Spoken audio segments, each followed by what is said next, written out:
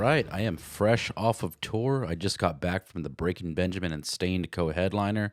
If you're watching this, you can probably tell I'm a bit darker than usual because it was a shed tour. So we were outside for about 98% of the shows. You can see this gnarly tan line I have on my forehead right here if you're watching on YouTube or on Spotify. So, yeah, if you're new here, thanks for checking out the podcast. This podcast is about the touring music industry and also other related music industry topics and discussions. I'm solo on this one. I wanted to do a little tour recap, and I figured something like that would be best done by myself. I listen to a lot of the Josta show, and he does so many episodes on his Patreon that are just him talking, so I figured if he can do it, then why can't I, So I've been on tour for the last, 7 weeks or so. Just got back maybe about a week ago, and I figured I would just do a solo episode and give you a little recap on how things went since things are kind of on hold while I'm on tour. So yeah, I mean, I'm still figuring out this podcast thing, and we have, I believe, 4 other episodes out as of right now. 3 of them are with just me and my co-host Logan. If you've seen his YouTube stuff, he has his own YouTube channel called The Logan Show, and then he's also a booking agent in the music industry, so you can check out his stuff. I'll leave all the links for that in the description as well.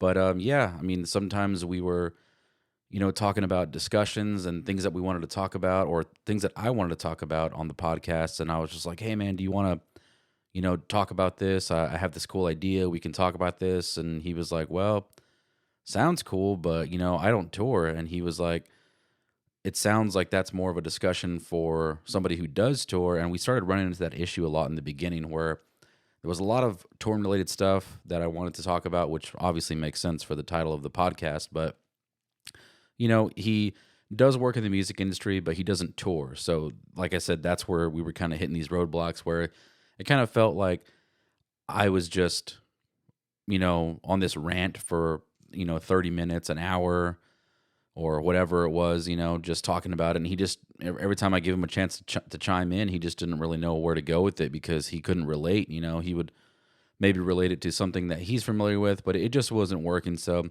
that's why I was like, you know what, maybe I should do some of these solo episodes and just see how they go. So let me know what you think if you're listening, if you're watching. By the way, you can watch on YouTube. If you're just listening to this, you can watch it on YouTube, or Spotify also now has video versions right inside the app. So you can see the video version if you're just listening, or if you have a particular platform you want to listen to. It should be on just about every streaming platform out there. But anyway, I got back like a week ago, and the first thing I do was go work a show like 2 days after I get here, and it's just, that's not normally something I like to do, but it just so happened that we were in Dallas, and this is like our third to last show, and the venue rep there, John Romano, I was telling him how I was like, man, I'm so glad to almost be done. We're in Texas, and I'm from here. I'm from Austin, and we're ending in Austin. And he's just like, are you looking for any work when you get home? And I'm like, well, I kind of am, like I'm always looking for work, and I've been touring for 9 years, and I've never had any kind of work lined up when I get home. And that's always been kind of the difficult part. It's really hard to have a job when you come back that's going to let you tour for so many months out of the year. So I was like, yeah, I am looking for work. And he was like, well, there's a show coming up on Monday if you're free. And I was like, who is it? He's like, Sabrina Carpenter. And I was just like, I think I know who that is. I think I've vended for a Sabrina show before, actually, 2 years ago. And yeah, he's like, well, when do you get home? I'm like, Friday. He was like, well, the show's Monday. And I'm like, damn, like only 2 days home, and I'm already going to be, vending another show. But it's whatever, man. It's money. And, once I get home and I'm kind of in the home mode, which I do like to be a little bit of a hermit, I don't ever get moving again. And then I'm just worried about, all the money I'm spending and no income and, all that stuff. And it's just like, well, I better just get moving. So yeah, it was at a place called the Moody Center here in Austin, Texas. I'm about 30 minutes outside of Austin. Maybe 20 minutes outside of like the very beginning of Austin. But anyway, it's at the Moody Center. It's about a half hour away, 35 minutes away, and huge, massive show. I mean, there had to have been 40 vendors, and when I say vendors, I mean sellers, merch sellers. So I was just another seller, but I got connected with the merch team there, and we did the show, and it was like I go up there, and it's like noon, and I'm walking into the venue. It's an indoor venue, an arena, and I walk into the venue, and there's like I don't know, like 100 people outside waiting in line, and I'm like, what are these people waiting for? And turns out it was because the show was sold out, and everyone was there trying to get tickets to the show, and they were just taking their chances and hoping that there would be tickets available, at the door. And I don't know how many people got in, but show was packed, and a lot of people were getting scammed through StubHub and even through Ticketmaster, and I felt so bad. I mean, there was so many people there that didn't get in, and the kids, the teeny boppers and the the young 20-year-olds, it's whatever, but there was people there, parents with their kids, whole families that were taking their kids, and it was just kind of like felt bad for them. They think they're going on a night out to go check out Sabrina Carpenter with their kids, something that they really want to do, and their tickets don't work, and it was just a huge bummer. But anyway, we were out there. I was selling outside in a tent from like, I don't know, 3 p.m. I got there at noon, and then we set up the whole tent outside, a Sabrina Carpenter tent, and 3 p.m. till about, I want to say 10:30. We were out there, and then we broke down the tent, counted everything, and then I actually got out of there about an hour earlier than I expected. I probably got out of there at midnight, but yeah, it was a long day, but at least I, hadn't been sitting on my ass for, 2 weeks before I decided to do it. So, although I didn't have much recovery time, it was nice to, go out and do a show right away and get some more income, as soon as I got back. But, yeah, the tour we did, ended in Texas, and I got really lucky with that one. I mean, the last 3 shows were Dallas, Houston, and Austin. And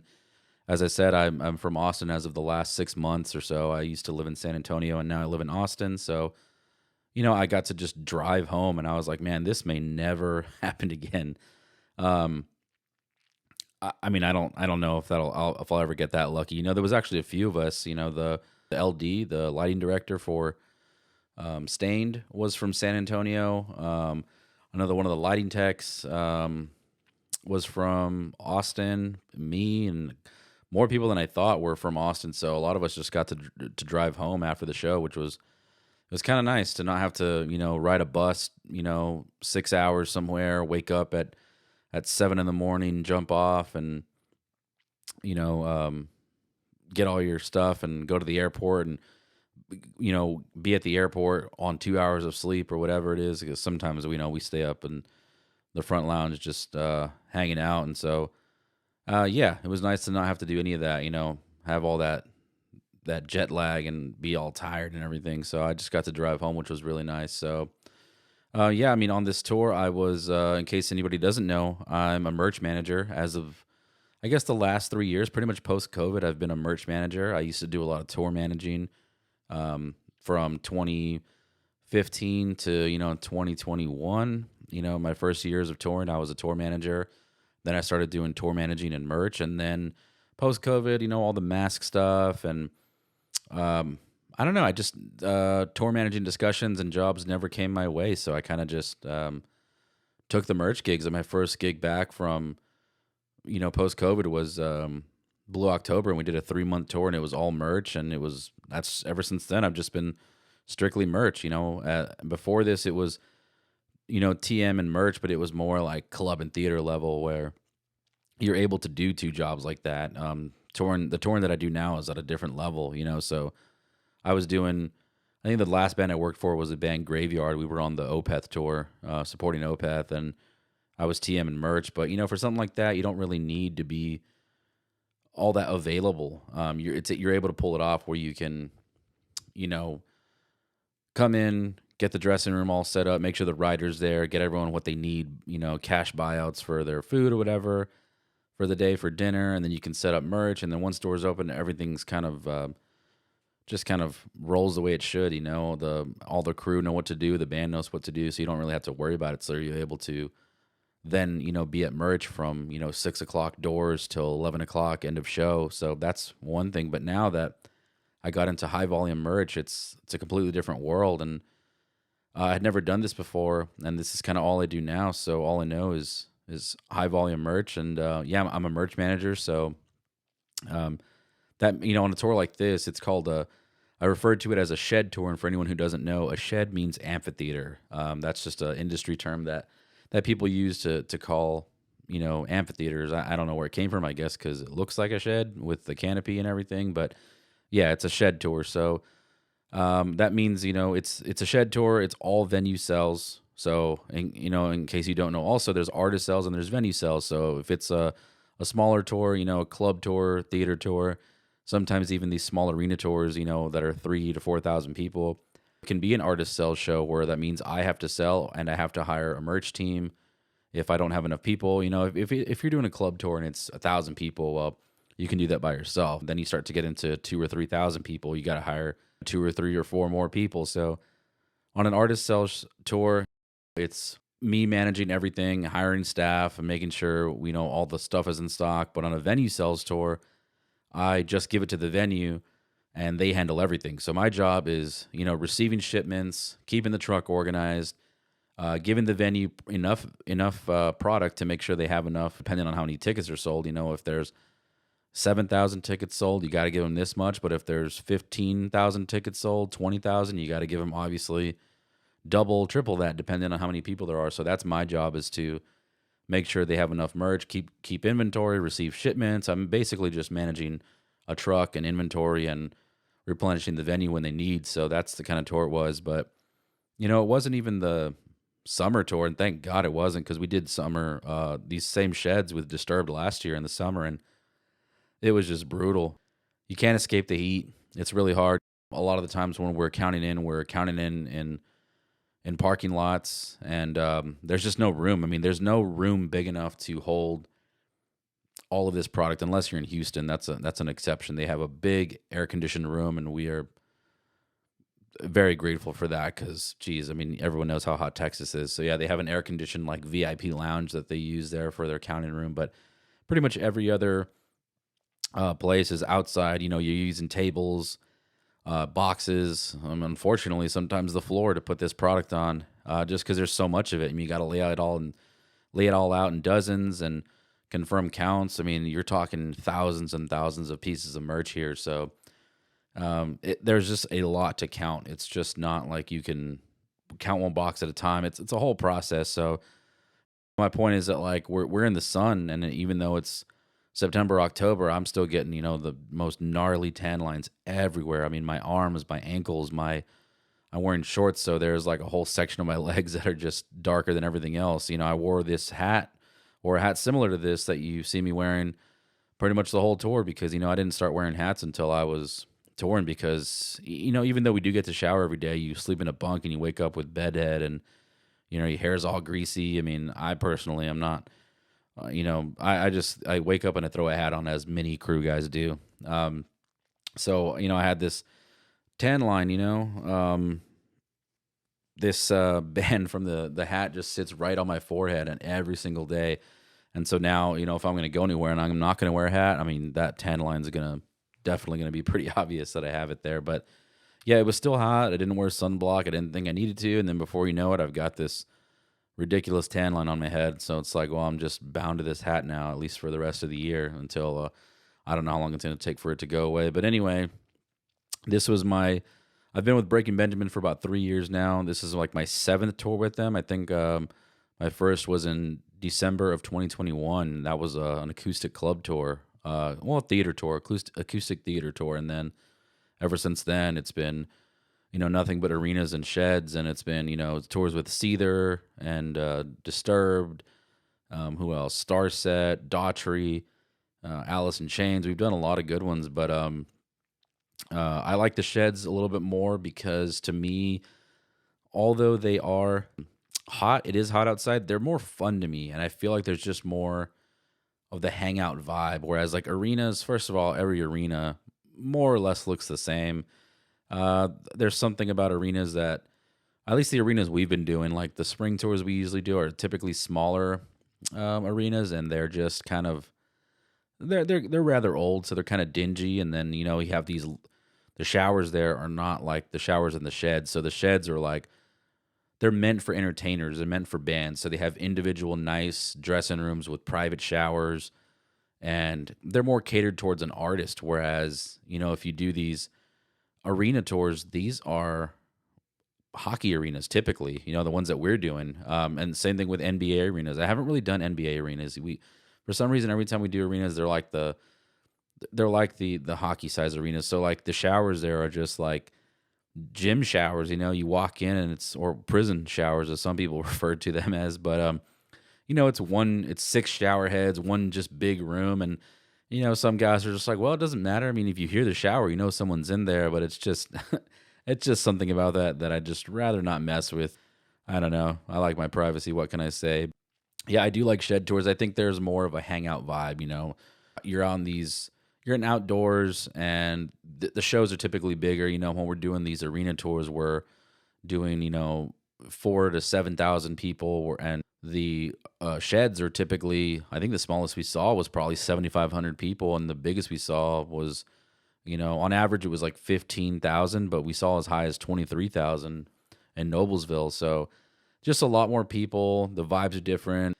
People like set up camping chairs outside their buses. Sometimes we have parties on Roadie Fridays and stuff like that. Hang out in the parking lot party or whatever. So I just think the vibes are better on a shed tour. But yeah, I mean, it does suck because you're battling the heat as well. So the merch truck is always in the middle of a parking lot. It's not like we go into a dock like everybody else. All these trucks that get parked into a dock and they unload. But since we're not going to stage, the merch room is typically somewhere completely different. Most of the time, nowhere near the loading dock. So they'll just park your truck in the middle of a parking lot, and the merch team will come, and typically they'll bring dollies, or they'll typically bring a golf cart. On these big shed tours, they have golf carts to transport all this stuff. And not only that, we're giving them hundreds of boxes.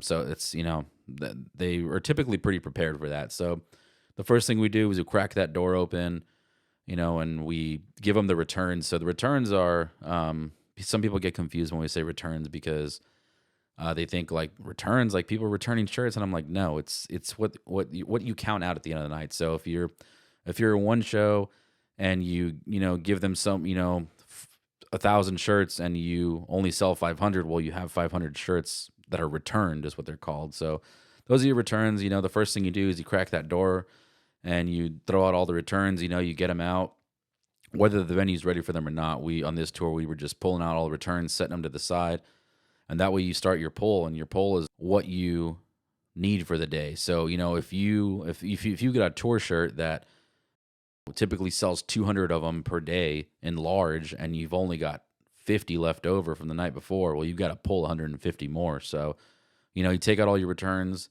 you do your pull. And it takes a lot of time. I mean, we wake up, and by 9 a.m.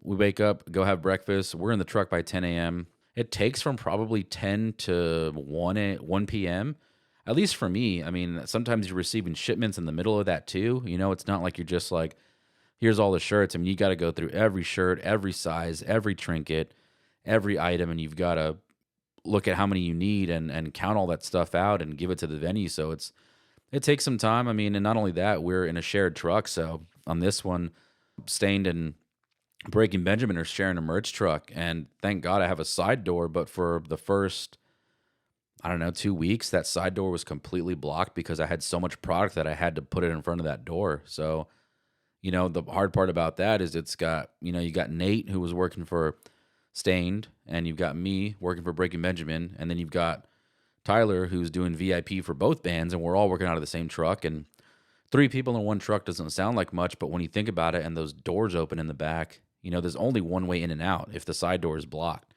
So, Nate's stuff is at the tail, my stuff is at the nose. I kind of screwed myself on that, but I'm always used to the nose. Like, we've shared a truck more than once, and I always end up in the nose. And I don't know why. I'm just so used to it. And I guess I'm used to the side door. And there's been tours where I have my own truck, but not on this one, and not at all this year have I had my own truck. So every time I gotta take a box out, or Tyler has to take a VIP item out, he has to walk from the nose of the truck through all of my stuff, and then through Nate's stuff, and then to the end of the truck. And it's just a pain in the ass. And it might not sound that difficult, but when you see how packed these trucks are, you'll know what I mean. And when we're counting in merch and we're sorting boxes and stuff's on the floor, and you've got other stuff in the way, ladders and tents and all sorts of stuff. I mean, it gets really crowded in there, and you're definitely tripping over stuff. You've got straps that are falling down, and you're tripping over straps and getting caught on them and stuff like that. So it's definitely a little bit difficult, sharing a truck and trying to get your product out in time. So that's why it takes so long too. Nate was typically done doing his pull way before I was, because he's at the tail of the truck. He grabs one box, turns around, and there's the tail. I mean, he can throw his boxes out and throw them on the floor or stack them up there on the edge for them to come get them. Where I have nowhere to work. I have to wait for him to finish, and then I can get in there and use the tail of the truck. So that's why it took me so long too. Is not only was I pulling more product typically, but I was also kind of restricted by the space I was given. So it was a lot of hours spent out in the parking lot and in the truck, and it was just hot. But I mean, thankfully, it wasn't summer. Like I said, I've done this in the summer, and I'd much rather do September, October than I would, June, July, August. The merch designs were some of the strongest we've had since I've been here, and some of the crowds were the biggest and the most consistent across the tour. When we did the Alice in Chains tour a couple of years ago, while I do like Alice in Chains a lot, that tour was only doing 5,000 people, 7,000 people.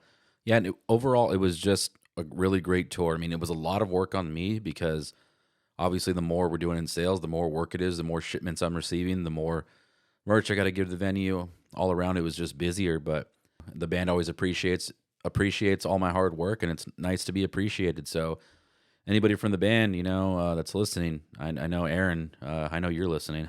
I really appreciate how much you guys tell me thank you, and just you're constantly telling me that you appreciate my hard work and thanks for everything, and it goes a long way, man. I mean, sometimes these days are really hard and they're really long, and it's just like you need to hear that at the end of the day, even if it's just a simple thank you. It goes a long way. But yeah, anyway, in addition to Nate sharing a truck with Nate, we had Sabrina doing merch for Daughtry. This is my first time meeting her and touring with her. We had someone named Ashley who was doing Daughtry on the previous tour, because this is our second tour with Daughtry for the year. But she did the March April tour with us, and I really got along with her really well. And I was really bummed she wasn't going to be on this one, but her main gig is with Spirit Box, so she was on the Korn Gojira Spirit Box tour, and damn, that's a big tour to be on. And we were kind of following that tour. There was a lot of venues that we were hitting where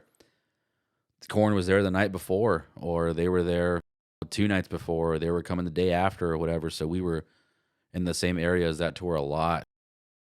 We actually got to see her at Louder Than Life, because Korn, that whole tour package was there the same day we were. So I got to see Korn and Gojira, Spirit Box, and we got to see Ashley and their whole crew, and got to catch up with them. But yeah, it was a lot of work, and Tarina and Nate helped me sort a lot of these shipments out. So thanks to them for helping me out with that.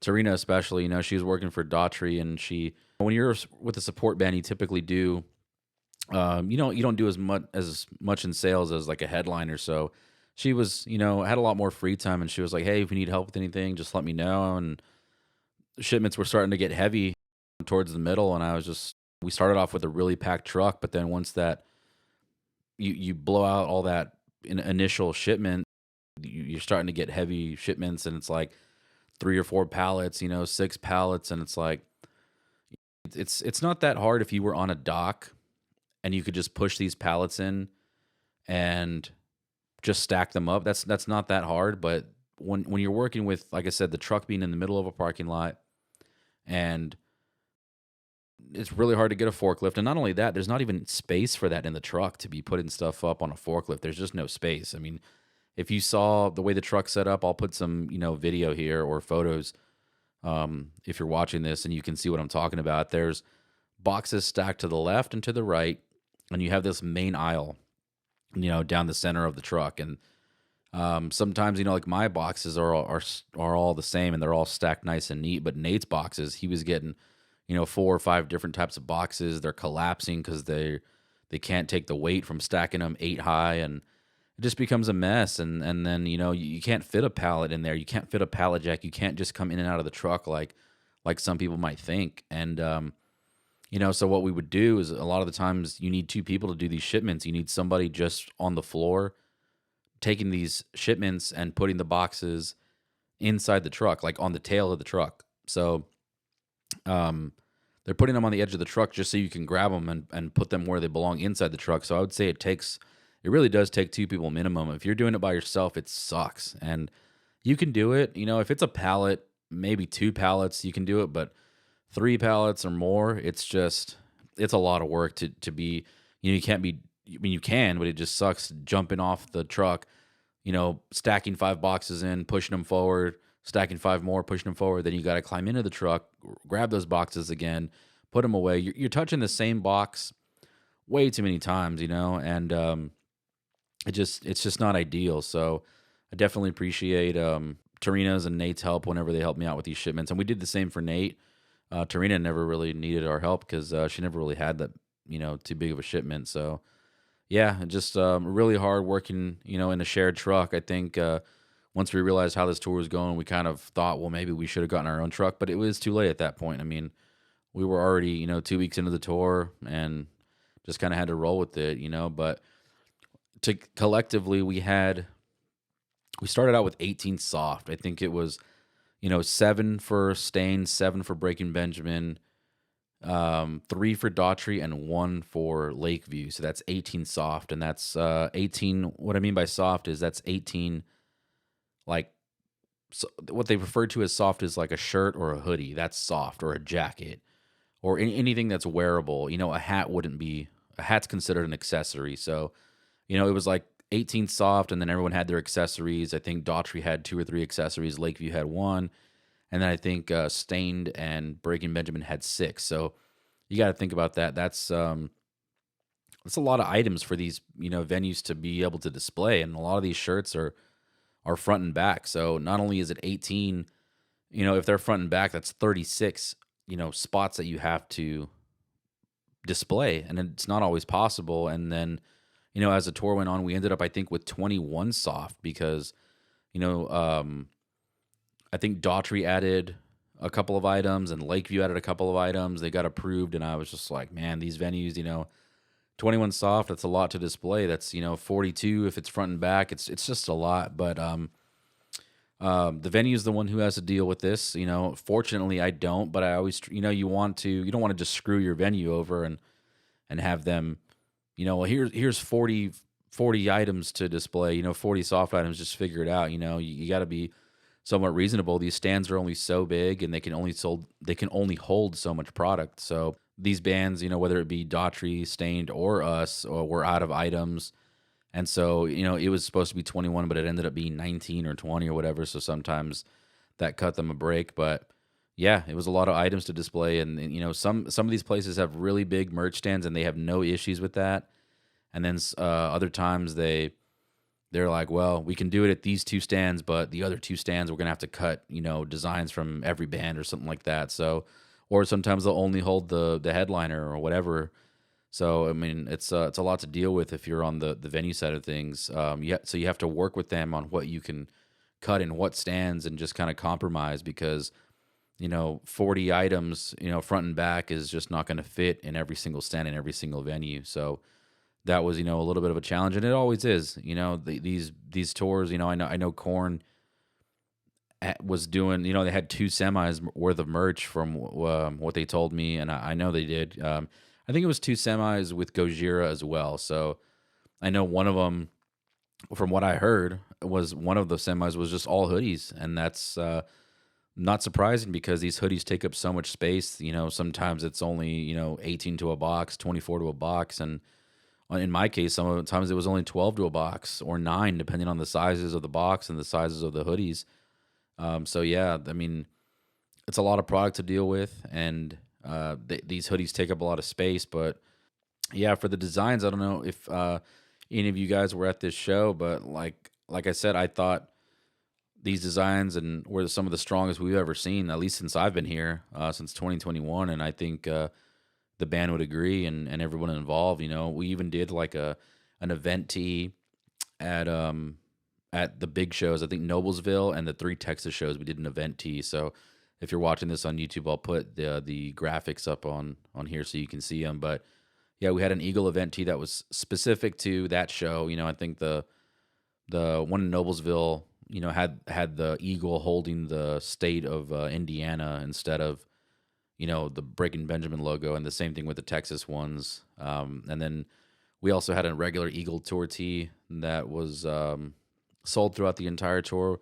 We had what I referred to as the logo tour tee. It just had the Breaking Benjamin logo on the front, black and white, and then it had all the dates on the back. And we always have a shirt that kind of looks like that, and it's a simple design, but it just sells. I mean, it just sells, and people just want it. I don't know what else to say about it. So yeah, that was like one of the big sellers. And then we had what we call the Reaper tee, and if anybody's been to a Breaking Ben show lately, you've probably seen the Grim Reaper tee. It's we call it, a lot of people call it tie dye, but it's more like an acid wash tee. So it looks like you literally got bleach and just sprayed your shirt in different spots. That's the one that we have. And then there's also a like a black and red version. That one's like an acid wash as well. And so we bounce back and forth between those. Sometimes it's the black and brown or black and gold, whatever you want to call it, and then sometimes it's the red and black. But on this tour we had the Reaper tee, and that shirt just that's like the best seller for us, and it has been all year long. And then we had a NASCAR tee. We did that one in black, and then we ended up switching it to white. And I'm not really for white shirts. I don't think white shirts do that well, but the band wanted to do it, and it actually turned out great. And I was actually surprised that it looked just as good or better in white than it did in black. I'm just surprised that it worked. But they were saying that that's like the NASCAR style, that's just how, those NASCAR shirts look. They typically come in white, and there's just like a certain look and design to them. So we did it in white, and I got to say it did work. And then we had a long sleeve tee, and this one very much reminded me of A Day to Remember. If you're looking at it, you can see, or if you've seen what it looks like, just the font looks very A Day to Remember. I don't know, that's just what it reminds me of. And then we had a hoodie, which is actually the hoodie I'm wearing now.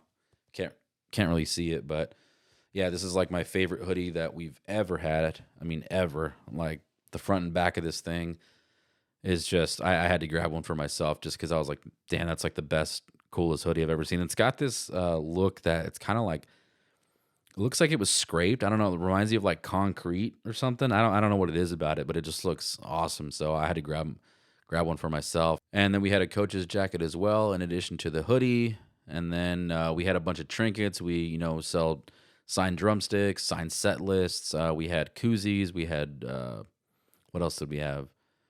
Drawstring bags, all sorts of stuff. I think we had 6 or 7 items. And then Stained had the same. They had, 7 Soft, and their product line changed about halfway through the tour, and they completely changed some of their designs. And I was, kind of had to update this whole QR code thing that I'm doing, because we started this thing earlier this year where you scan this QR code, and we put these stands out, and then it, in front of the merch booth or whatever. So when you're waiting in line, you scan this code, and if you can't see the merch, you can scan the code and scroll on your phone and see what we have. And then that QR code also sometimes gets displayed on the screens, the screens that when you're sitting in your seat, and you can see the screen behind the band or the screens on the side. They display the QR code on there sometimes, not all the time. But anyway, I would have to update all these things daily, on where the merch stands were and what products we have. So, if Stain's out of something, I got to be like, hey, man, what shirt don't you have today? That way people aren't all pissed off that they saw this shirt on the QR code that got out of their seat and went and stood in line for 30 minutes or an hour or however long and looked for that shirt, and we don't even have it. So it was my responsibility, because that's something that we started, was this QR code thing. But yeah, this tour was about 7 weeks or so. It was shorter than the Disturbed tour we did last year, but it still seemed just as long sometimes. I think the Disturbed was like 8 to 8.5, something like that. Breaking Ben, when we do these shed tours, we typically have 4 buses, so I'm always on one of the crew buses, typically bus 3. There's always, 2 band buses, 2 crew buses, and I'm always on the first of the 2 crew buses. And this time we were actually like a full 12 people in this bus, and that almost never happens. I remember last year, I think it was last year. Yeah, in the Disturbed tour, Bus 3 only had like 6 people on it. It was unbelievable. Pretty much everyone had their own junk bunk. So a junk bunk is just an extra bunk that everyone just puts all their extra bags in. And when you don't have junk bunks, the back lounge fills up really, really fast. And I mean, it's basically unusable. I'd say like one person can sit back there comfortably. I wouldn't even say comfortably. One person can sit back there if they manage to move backpacks and pelicans and cases of water out of the way. They can sit back there. But yeah, the year before, I think we started off with 7 people, and then I think our monitor engineer Dalton left the tour, and his replacement, when he jumped on the tour, instead of being on our bus, he had friends on bus 4, so they sent him to bus 4. So we had like 6 people on our bus. I think at some point we even had 5. I don't remember why, but yeah, like 5 or 6 people on a bus, and that was amazing. Just so much space. It was always clean. The way we started that tour with the bus, the way it looked is the same way it looked at the end. It was just so much easier to keep it clean with half the people and just everyone. It was easy to pinpoint who was the problem, if something went wrong. And there really wasn't any issues because it was just, I don't know. I think we knew we had a really good situation. We wanted to keep it nice and clean, and everyone kept everything in the junk bunks, and it really worked out. But in this case, 12 bunks is standard. So we had, 12 people, and it was pretty tough. We had a slide out, so in case you don't know, a slide out means, when the bus is parked, a portion of the front lounge literally slides out to make more room. So the size of the bus goes from a little narrow walkway, and it widens it up. That way you have more room to walk around and do stuff in there. But that can only, be out while we're stationary. So, while we're sitting still, we can't, and like in a parking lot or at a venue, we can't have it. Once the bus starts moving, the slide out comes in, and then it's really crowded. There's only so many places to sit. I think on this one, they had these stupid cup holders in the front that were built into the seat. So it's like, well, these cup holders just took up a seat because, yeah, I mean, unless you wanted to sit on top of them. But I think we could fit probably, I don't know, 4 or 5 people comfortably. If you really wanted to push it, 6 or 7, and then one person, sitting at the table. It was just really crowded, and you're stepping over people. But that's just how it is. I mean, anybody who's toured knows exactly how it is. And sometimes the bus is always full. Sometimes it's the band and crew on the same bus. I'm just fortunate enough to be on a tour where we have multiple buses, but sometimes it doesn't make a difference when you have this many people. But on top of that, there was only one bay. The bay is where you keep your luggage underneath the bus, and it's the same bus we've had all year long. We know it's the same bus we had earlier in April, and it's the same bus we had on this tour, and it's only one bay, and that just really kills it so much, man. Most buses have 2 bays, and they're usually a pass-through, at least on one of them. So if you're going to have one bay, it's typically a pass-through, meaning that, like, you can open the bay from one side, and if you look in the bay, and you open the other side, it passes all the way through, so you could, push luggage all the way through and get it from the other door. I think it was like a 2023, but I'd rather take a 10-year-old bus that has 2 bays over this, because it was just way too crowded. And if you're if we're coming off a day off and everyone's getting in the bus at 9 a.m. Getting ready to go to the venue, and you're the last one to put your luggage on, you're rearranging suitcases there for a few minutes just to try to get your stuff on the bus, and it's just an extra step that's kind of a pain. But yeah, I'm on a bus, and I remember 10 years ago when I wanted nothing more than to be on a bus. So sometimes you got to remind yourself about some of those things, because I remember I was just like, I'll do anything to be on a bus, and now it's just kind of normal. But most of the normal crew is missing now, and I think I missed some of those guys more than I realized, just because, I don't know, I started with these guys 3 years ago, and there was like a core crew there, and they're just not there anymore. And I think I started noticing how much I wish they were there. We had an LD, named Tyler, stage manager, Chris, really long time guitar tech, Rich Vargo, who he was stage right. He took care of Ben and Keith. He's been gone for about a couple of years now. I only got to do like 1 or 2 tours with him, and then he left, and he's with Avenged Sevenfold now, and he's been with Avenged, I guess, ever since, so about 2 years now. And I still play video games with him whenever we're off tour, sometimes when we're on tour. And yeah, I wish he was still here because we used to hang out a lot. But it's everyone's got to do what's best for themselves, and if that means working for a different band or moving to a different state or whatever, that's what you got to do. He actually just moved to Anchorage, Alaska, which is just mind blowing to me. But drum tech as well, Ian Gaynor, who he works for Seether. That's his main gig. I think he went back to that. We had a guy named Brian Moran who did monitors, and he hasn't been there for like 2 years. So it's just it's kind of hard, when all your buddies are gone. You come back and really, I think me and Mike Warren, they call him Cowboy. He's stage left guitar tech, takes care of Aaron and Jason. He's longest standing crew member, I think, besides our tour manager. He's been there like 8 years, I think. So besides him, it's just me. I think them too. It's just me. I've been there 3 years, and everyone else is pretty much new. So that it was just kind of hitting me more than I thought on this last tour. I kind of miss hanging out with those guys, and I didn't have much of like a tour buddy. Everyone typically kind of you kind of gravitate towards a certain person or a certain group on these tours. So on days off, you break off and you get food with this person, or you hang out with this person, and you hang out with these three people, and you're always going to the mall together. And I kind of just floated around. Sometimes I'd catch Sean and Aaron from the band in the mall, and we'd go hang out in the mall one day, and then next day it would be the monitor engineer and front of house guy, and then we're walking around. Then the next day it's the guitar tech, and it's like it is kind of cool because I'm cool with everybody. I don't have an issue with anybody, but it's more so like there was just not one person that I stuck to the whole time, whereas other people have that.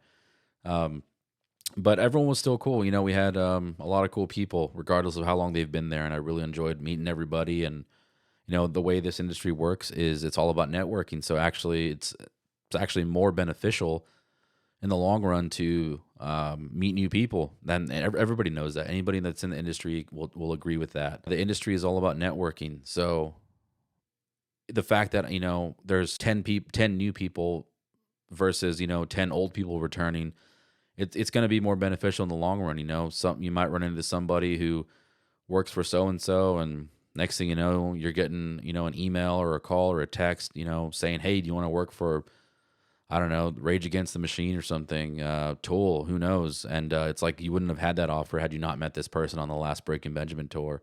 So really, that's the bright side of things. But I did manage to get a couple of podcast episodes done on this tour, which I am surprised. I got 2 episodes done. So I got one with Mike Warren, the one I was talking about, the longtime guitar tech, stage left guitar tech.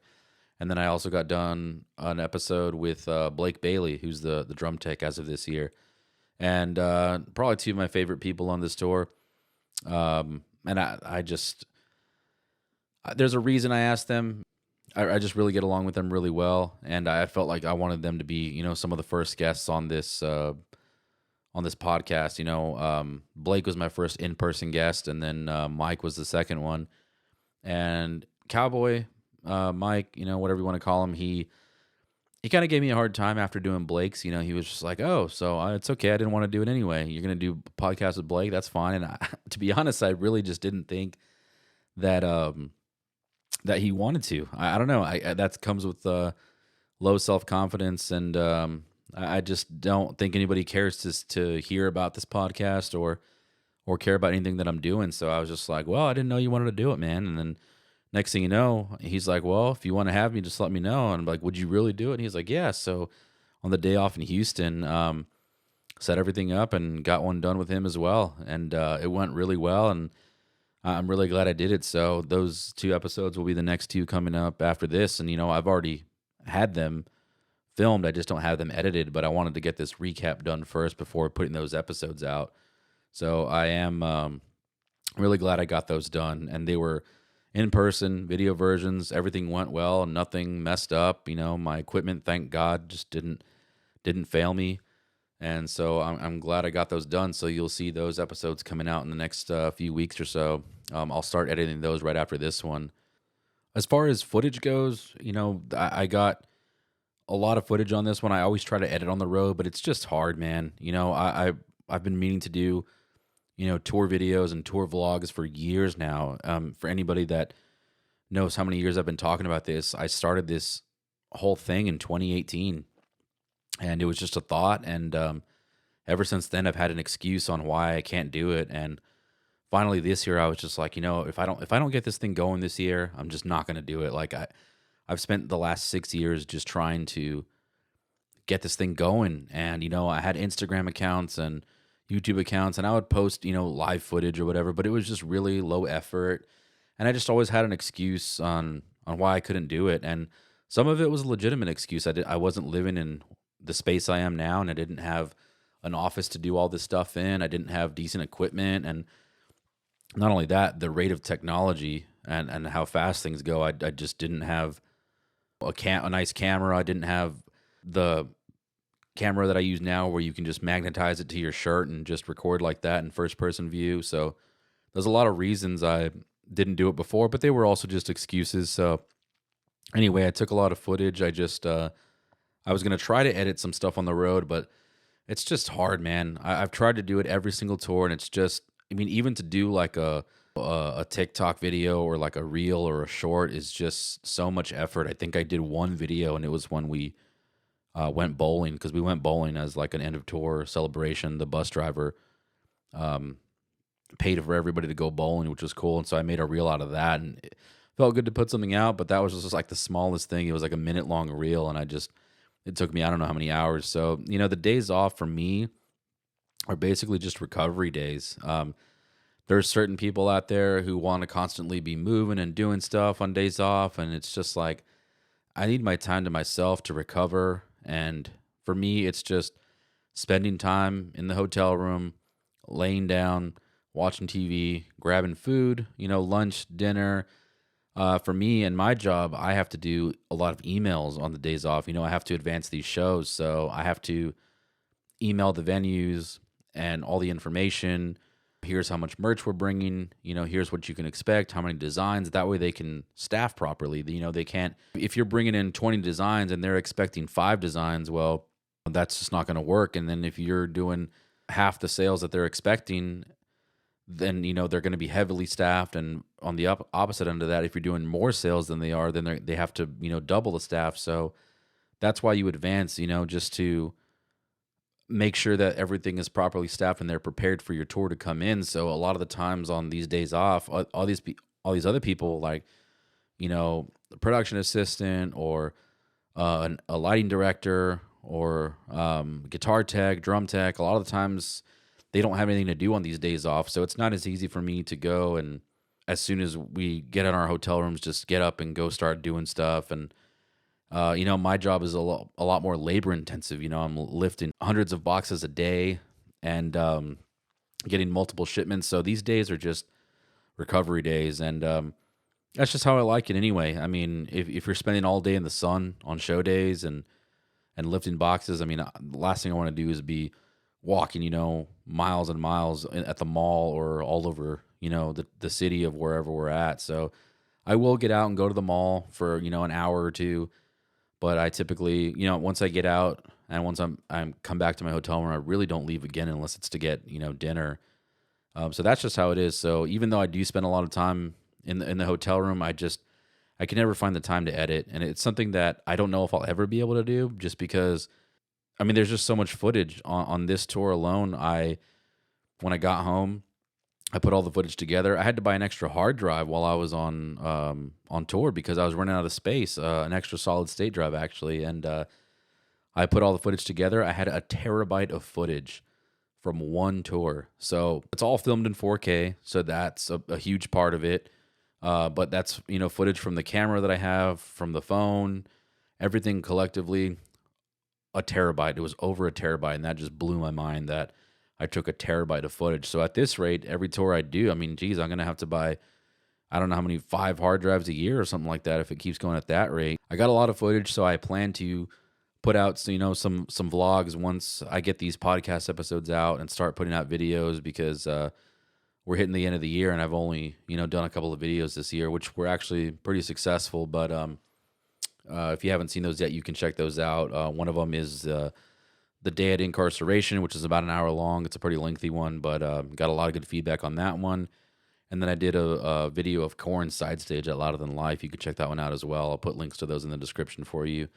Those are the last two videos I did, and I got to get more of them going before this year ends. But just be on the lookout for that. I will try to get as much as I can done, but I am going on tour again before the end of the year with the band Lions at the Gate. A couple of those guys came out to the Anaheim show, and I've been trying to work with them for years now. You know, if you don't know, half the members of Lions at the Gate is the old members of El Nino, and El Nino is one of my favorite bands, and maybe not so much anymore with all the turmoil that's happened in that band.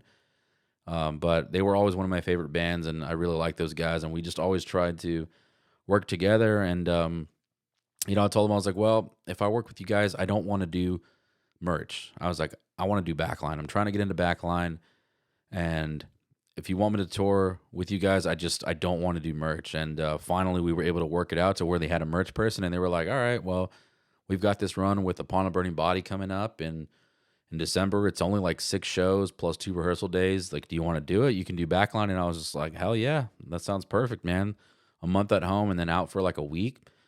That's easily doable. So yeah, that's what I plan on doing by the end of the year. So I'm hoping to get some videos out before then. But yeah, this tour that we did, you know, the co-headliner that we just finished, it's we hit a lot of the same cities that we usually do on a Shed tour. There's only so many amphitheaters in the country, so the routing is typically the same, more or less. But we did have some canceled shows on this one.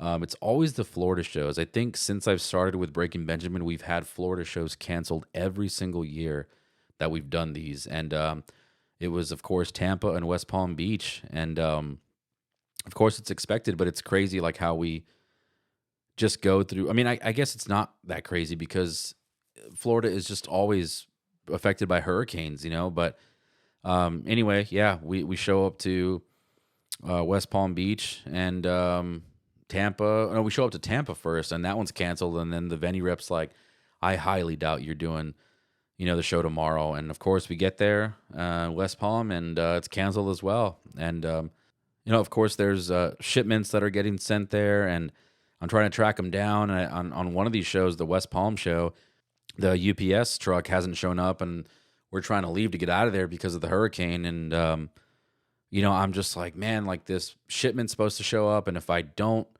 get this shipment, I'm going to be chasing it down for who knows how long. So I talked to my tour manager. I'm like, hey, here's the deal. I'm waiting on this shipment. I know we're supposed to leave at 11, but it says it should be delivered by noon. And I sit there for like another hour. The bus leaves and goes to the hotel to do something and comes back, and he's like, I'm going to go to the hotel. I'll come back. Hopefully your shipment's there. And I don't know how it worked out, but it did. It was like 11:50, and the UPS driver showed up with not all the boxes. I was missing 8 or 10 boxes, but at least the stuff that he delivered, I was able to take with me. And then the rest of it just got refused and sent back. But a lot of people that were touring were affected by the hurricane. You know, Nate, who works for Stained, said his place got flooded, and he wasn't going to be home for like another month at that point. So I never really heard back on what happened, but his roommate was on tour as well. And, you know, there was another hurricane that hit right after that one. So, I mean, I can't imagine, you know, just being on tour and not knowing what's going on with your house back home. I don't know if I would have flown home or what, but I mean, maybe he just felt like there was not much he could do. But that venue in West Palm Beach, from my understanding, I'll look this up and put some pictures if I confirm it. I think the venue got like destroyed right after we left there, maybe like a few days after, or maybe like a week after on one of those hurricanes.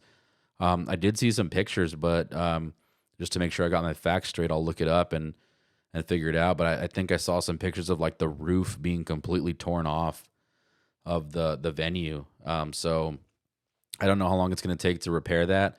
The only upside to that happening is the timing, because we're at the end of Shed season. You typically only see shows in amphitheaters until about September, October, and then it shuts down until, I don't know, like maybe like April, May. I'm not even too sure. Maybe not even till summer, but it's only so many months that those are open. So if they're going to repair that, I guess now is probably the best time to do it when there's no shows. You know, at least there's there's not going to be any holdup, if they need to get in there and have it repaired. But just unfortunate that every time we go there, something is always affected by the weather, and it's typically a hurricane. But other than that, Noblesville, as I said earlier, Noblesville, Indiana, was our biggest show of the tour. Is like 23,000 tickets sold, and I remember last year with Disturbed, I thought it was the biggest. That was the biggest show I'd ever been a part of, and it was 19,000 tickets with Disturbed headlining, and I was like, "There's no way I'm gonna beat that for a while." And then this one was completely sold out,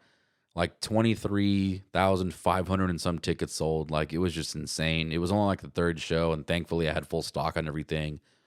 And yeah, that show just crushed, man. So biggest show there. We had a total of like 8 sold out shows across this tour, which I didn't even know about until I got home and I got an email with like all the ticket counts. Yeah, I got the last ticket count and I saw that like 8 of those shows were sold out 100% capacity or whatever. And it was Noblesville, Chicago, Raleigh. I think that's North Carolina, I believe. I always get the North and the South Carolinas mixed up. Salt Lake City, Nampa, Idaho, Phoenix, Houston, and Austin were all sold out. And just insane, man. Such a successful tour. But we also did a couple of festivals. We did Louder Than Life and Aftershock. You can expect to see videos on those on the YouTube channel soon. There's already one, like I said earlier, with Sidestage footage from Korn. I got to see them Sidestage and took a bunch of video, and I had no intentions of really doing anything with it. But then I was just like, I might as well not let this go to waste. So I made, I don't know, like a 30-minute video of just clips of like, I don't know, 12 or 13 songs that they played. And they're celebrating the 30th anniversary of, I think, of just being a band. It's not even their first album. I think it's just 30 years of Korn. And it was awesome to see that. It's always a tough choice, like if you want to see it from the side stage perspective, because you can't hear crap really from side stage. You'll see in that video what I'm talking about. And you also can't see, I mean, you're closer to them, but they're also facing the crowd. So you're looking at their backs, their shoulders, they're just not facing you. And you also don't get to see like all the video wall and everything that, like all the visuals. So it's kind of tough. But at these festivals, the crowds are so big that like, unless you're in the crowd, I mean, there's no way I'm going to be able to see anything, even if I go into the crowd. I'm gonna be in the very, very back. Sometimes we can watch from front of house, but there's also a lot of the times that we can't. They put these restrictions on us, and just because we're on tour and we're backstage and we have all this access doesn't necessarily mean we get access to wherever we want. So in order to see stuff side stage or front of house, you have to have a wristband or something given to you by the band that's headlining. If you wanted to go watch the show at front of house, you had to have a wristband to get up there, and I didn't have one, and I actually didn't have one for side stage either. I was actually denied access, but I just was hanging out by our truck, and then I took a little bit of a different route, and I just made my way up to side stage after like 2 songs. But yeah, I missed the first 2, and then I was up there for the whole thing, and thankfully I was there. I've been wanting to see Korn side stage for a while, and that's another band that I would like to meet too, and I just never have. But when we're doing this kind of work that we are, I always feel like, well, I got to be professional, and I can't be taking pictures with band members and stuff like that. And sometimes I regret it. And I've already actually met all of Korn at some point in time. The last time I met them, I think, was 2017. They were backstage at this. What was it? I don't know, some kind of like award ceremony, alternative press. I think it was alternative press, and I had the entire band standing right in front of me, and I just was like, I can't be that guy right now. They're about to go on stage, and I just didn't say anything, and ever since then, I was just like, well, who knows if it's ever going to happen again, and it just hasn't. So maybe one day, but I also didn't realize I could have seen Slipknot. On the last podcast episode, if you heard it, I was talking about how Slipknot was playing their first album in its entirety. That's probably the most influential album in my entire life, and I was upset because I was going to miss it, and because I was on tour. They were coming to Austin, and I was on tour, and then I don't know why it didn't click to me. So we were playing Louder Than Life.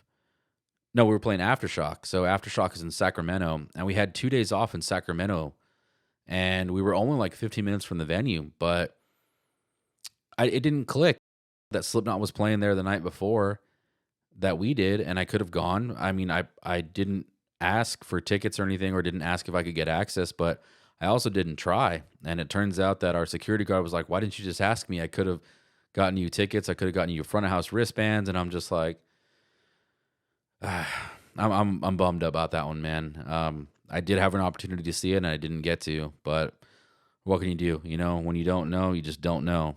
And that day, actually, instead of going to the show, I actually did the podcast with Blake. So at least I got something productive done. But yeah, I missed out on that as well. And oh well, what can you do? But at Aftershock, the day that we played, Iron Maiden was headlining. I think 10 wristbands were given out, and that's our guitar tech's favorite band, Mike Warren. He's got like a whole sleeve full of Iron Maiden tattoos, so he got to see them from front of house, and we actually left early. Our bus left early. I think 9:30 was our bus call, and I think Maiden went on at like 9:10 or something like that. So we got to catch like 15 minutes of them, and then we were out of there.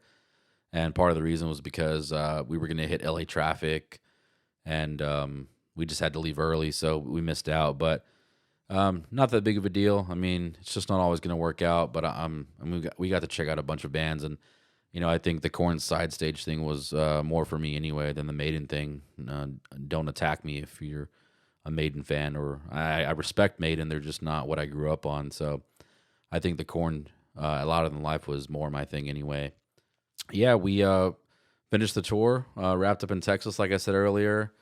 It was nice because I could just drive home, but also stressful because I had, my dad and my stepmom came out for the first time ever. I've been touring almost 10 years now, and they've never made it out to a show. And they went out to Houston, which was the second to last show, and it was also, a show. It's one of our biggest, so I got a bunch of shipments in, and I was trying to organize parking for them and get their passes, and try to give them the best VIP treatment that I could. And I actually got it all done. It was just a little stressful, but I mean, everything went to plan. They got to park, back like right next to the buses, and go to catering, watch things side stage, go on the bus, just do everything that I get to do. And it was cool for them to finally be there. And I'm glad they finally made it out. And on top of that, my brother, my girlfriend, and my brother's girlfriend all came to Austin, and it was no trouble as far as like having them there. But it's just like you can't give them your full attention. My girlfriend sat in catering for a couple of hours because it's just like, well, I got work to do, and at the end of the tour, everything on that truck has to be put on pallets and packed away, and it just took.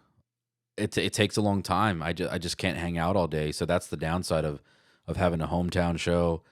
On the last day of tours, you're trying to get work done, but you've also got guests that you're trying to entertain or at least hang out with them. I saw my brother for a brief period, and then I was like, hey man, I got a lot of pallets to put together. I got a lot of pallets to wrap, and it's going to take me a couple of hours, but I got them all access. They got to watch all the bands they wanted side stage and go to catering just like the day before with my parents. And, they didn't, no complaints from them. It's just more so like I wanted to be there to hang out with them. That venue in Austin's also got this huge tower that, I don't even know what it's there for or why people go, but it's like this elevator that you take up, and it goes like, I don't know how many feet up in the air, and you can walk up there and like see like, you can see all the people, and you can watch the show from up there. It just looks crazy. But I think I have some footage from like 2 years ago. I'll put that up here too if I still have it. But after that, there was only about an hour that I got to hang out with them after the show, and then I had to finish counting out at the end of the night, pack the truck up, and drove home. Probably didn't get home till about, even though I was only 30 minutes away, by the time I finished everything, it was like 1:45. Got to the area that I live in around 2:15. Went to Whataburger because I was just starving, waited there for another 30 minutes. So by the time I got home, it was almost 3 in the morning. So it was just a really long night. And it was nice to be able to drive home, like I said, but just very busy, very stressful day. And then there was this end of tour photo. Also, Trump was in town that day. One of the monitor engineer said he left to go down the street to have some lunch with some friends, and he left at 2 o'clock and tried to get back and was gridlocked and just at a standstill for hours. He said didn't get back till like 5:30 p.m. So he was stuck for like 3.5 hours just down the street. It was just ridiculous timing for us to be in the same city that that Trump was in that same day or whatever. But he was doing the Joe Rogan's podcast, I think. So that was a whole ordeal. And then there was supposed to be an end of tour photo like at 3 o'clock, but I was so busy that I didn't care at that point if I was in the photo or not. But they arranged it for 3, and so many people were off site that we get a text message that said, "Hey, photo's off. Too many people aren't here." So I just went on about my day.